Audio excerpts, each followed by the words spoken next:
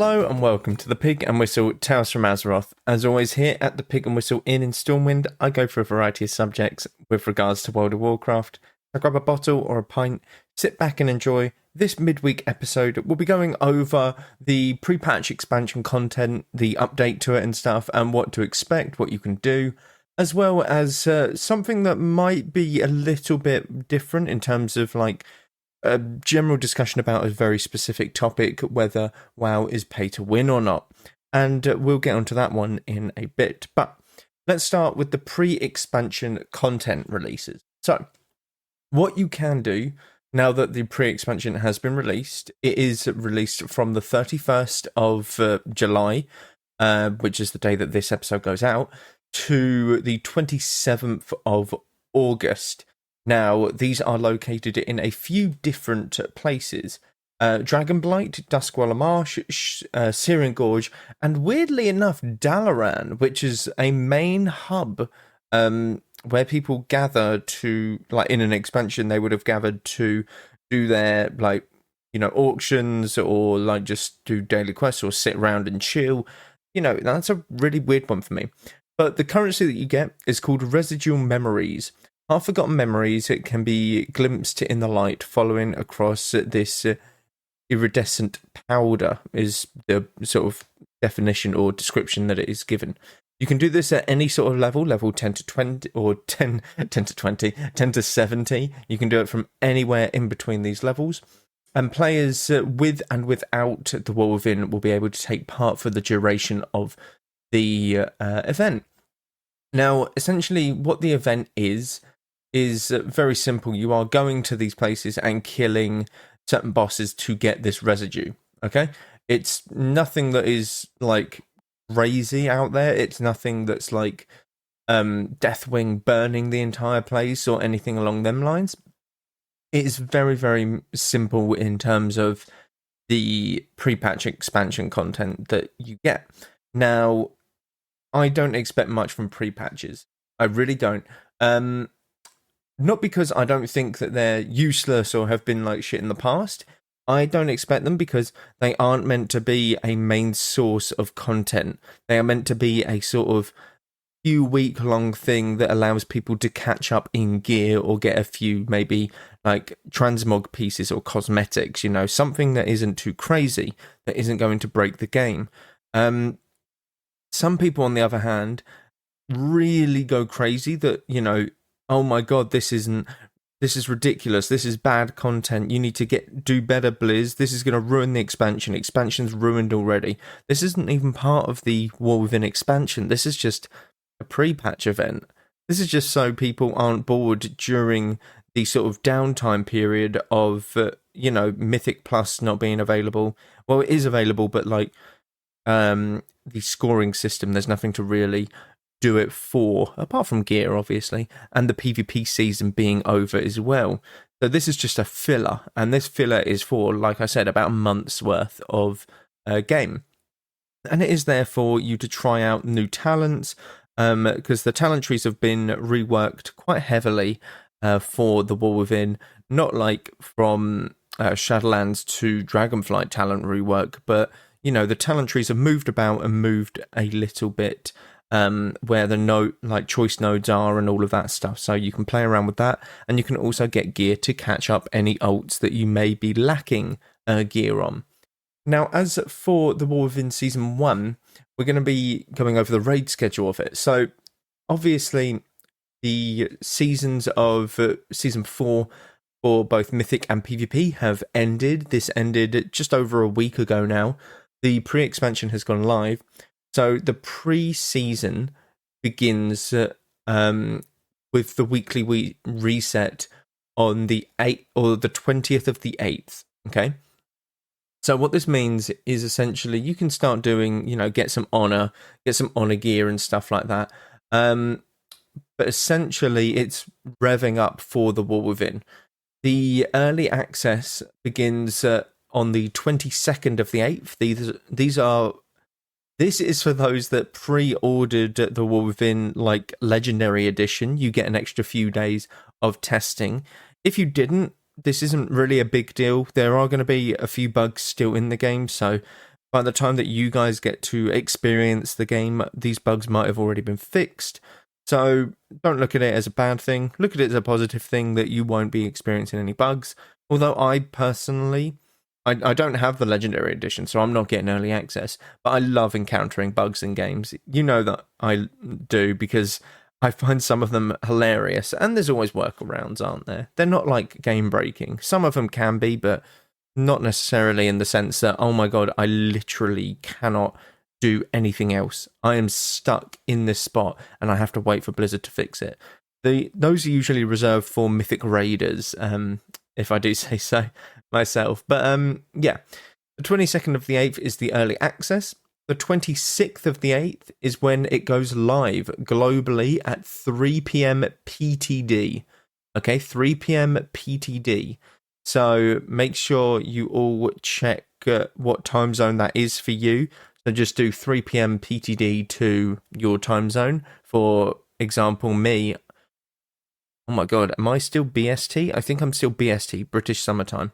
I don't think we're GBT yet. So, yeah.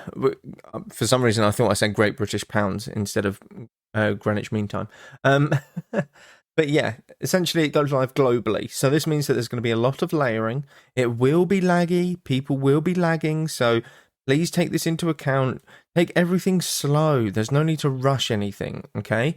Everyone will be doing the same quests. Everyone will have the same sort of, run through the expansion. And the thing is, there's no need to rush it because the seasons don't start for a couple weeks, okay? So season 1 of The War Within starts on the 10th of the 9th, okay? So this means that they are going to be a couple of weeks apart. So 2 weeks it will be before the season 1 starts, okay? Very simple. This is for both the... oh no, this is just for PvP. Okay, so this is when PvP starts and normal and heroic raid difficulty will start. This is when Raid Finder Wing 1 will open, Mythic 0 dungeons will open, and Heroic seasonal dungeons, as well as a new world boss and obviously the PvP season. This is what happens on the 10th of the 9th.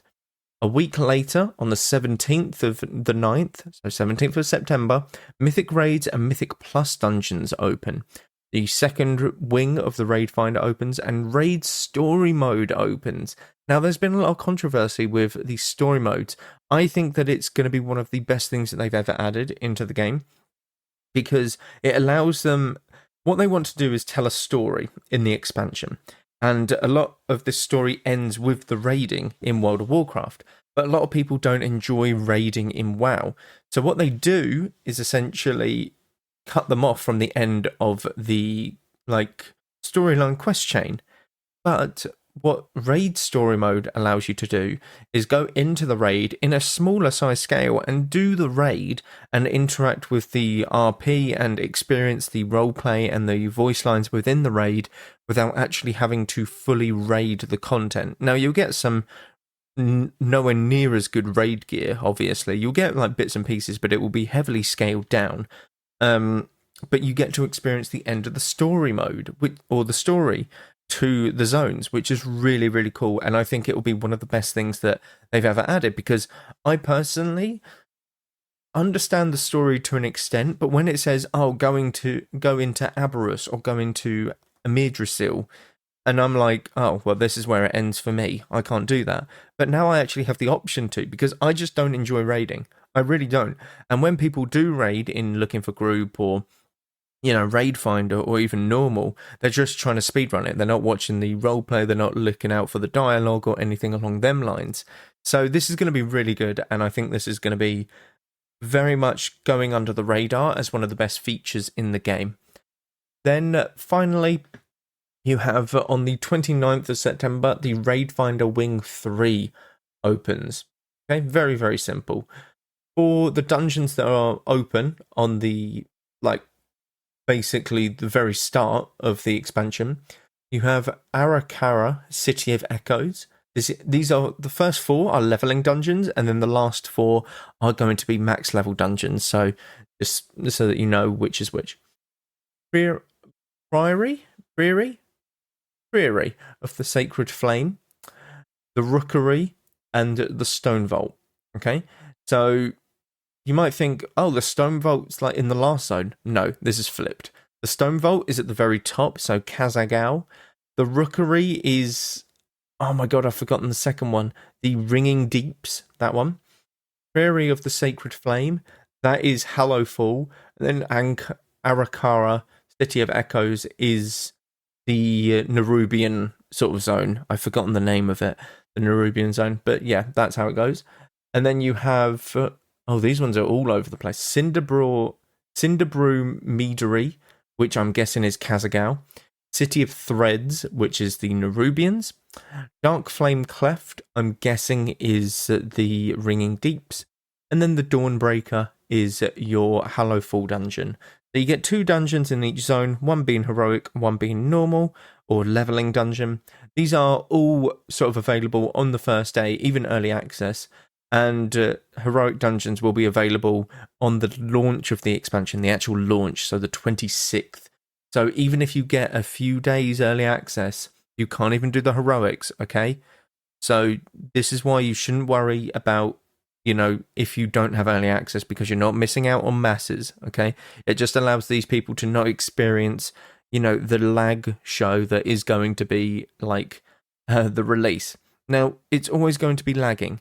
But I remember Shadowlands, that wasn't lagging. That was actually quite good, Shadowlands release. I think that was a very good release.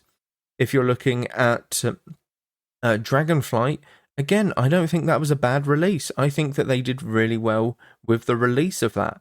So I think that it's all going to be very smooth. I would like to hope so. There might be a few disconnects and stuff, but they're getting better and better at this.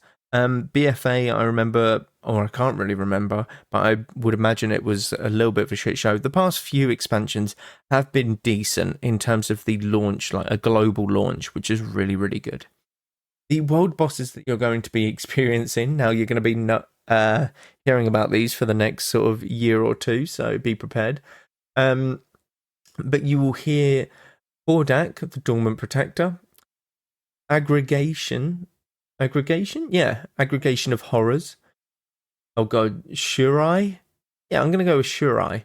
Atrocity of the Undersea, that's cool. And Orta, the Broken Mountain. These I can't...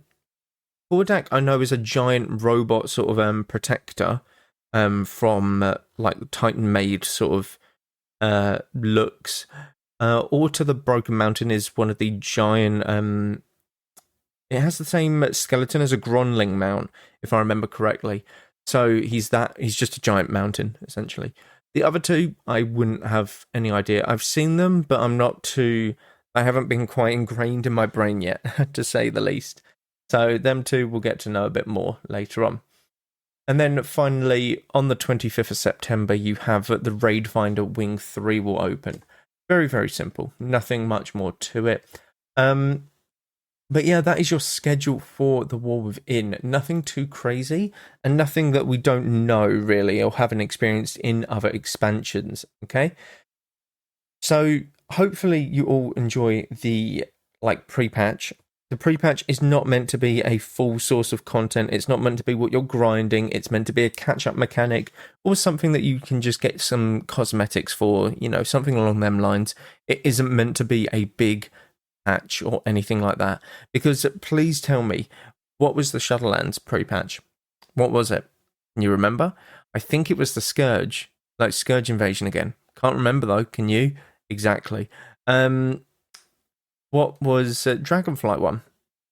Again, I can't remember. I think it was something to do with the air. There was the air, the element of air. I think there were multiple bosses that were the primalists. I think that was it, if I remember correctly. And you went round and killed them. Something very similar to this. It is, the pre-patches of late have been very much, go here, kill this, get a currency, and you can use that currency to spend on stuff. Very simple, right? But please don't take it as your main source of content. It isn't meant to be.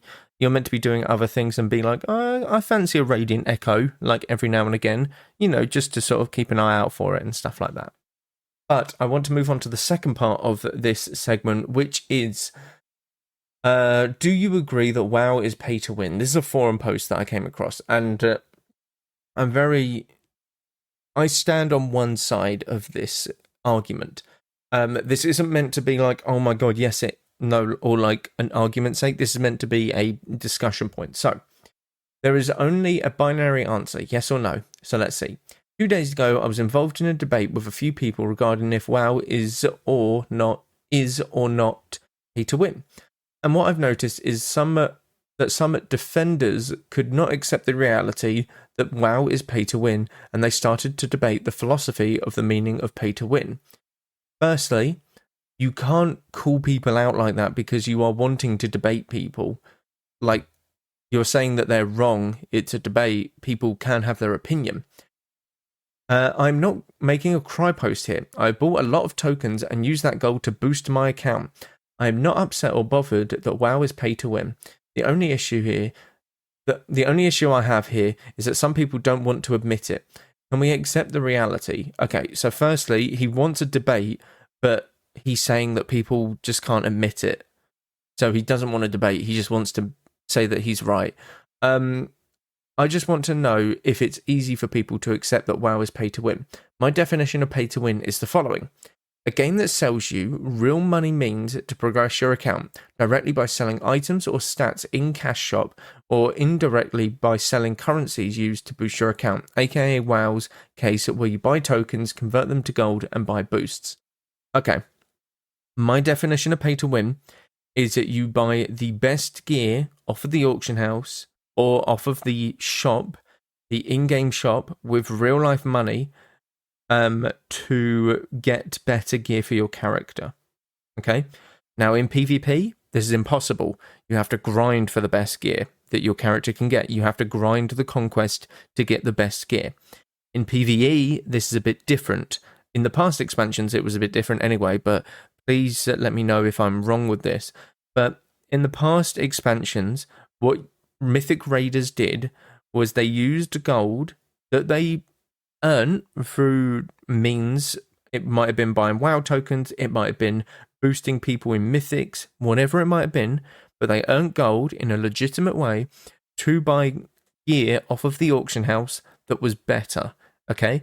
Battle for Azeroth was the biggest example of this because the corrupted gear that was on the auction house had random corrupted affixes, and you wanted the best corrupted affixes in order to do the most damage, okay?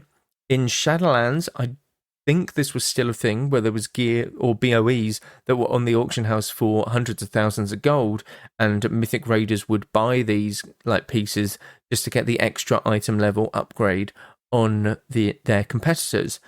For Dragonflight, I don't think this is a thing. I could be completely wrong, but my definition of pay to win is that if you buy gear using real life money to upgrade your character, then it is pay to win.